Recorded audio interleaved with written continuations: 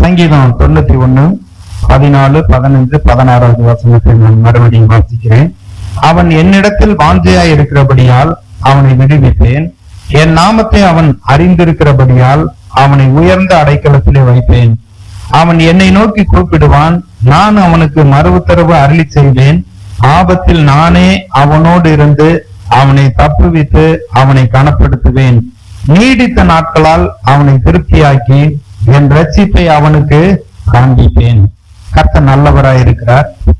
இந்த சங்கீதம் 91 மோசே எழுதின அந்த தெய்வீக பாதுகாப்பை குறித்து சொல்லிவிட்டு நமக்கு எல்லா வகையிலும் அவர் நமக்கு பாதுகாப்பையும் சுகத்தையும் கொடுத்து விட்டு அடுத்து சொல்றார், அவன் என்னிடத்தில் வாஞ்சையாய் இருக்கிறபடியினால். இப்போது நாம் ஜெபிக்கும்படியாக கூடி வந்திருக்கிறோம். நமக்காகவும் நம்முடைய குடும்பத்திற்காகவும் நம்முடைய பிள்ளைகளுக்காகவும் நம்முடைய உறவினர்களுக்காகவும் நம்ம குடியிருக்கக்கூடிய கிராமத்திற்காக பட்டணத்திற்காக நம்முடைய நாட்டுக்காக தேசத்திற்காக நாம் ஜெபிக்கிறவர்களாக கூடி வந்திருக்கிறோம். இப்ப ரட்சிக்கப்படாதவர்கள் அவங்களுக்கு அந்த ஆத்ம பாரம் இருக்காது.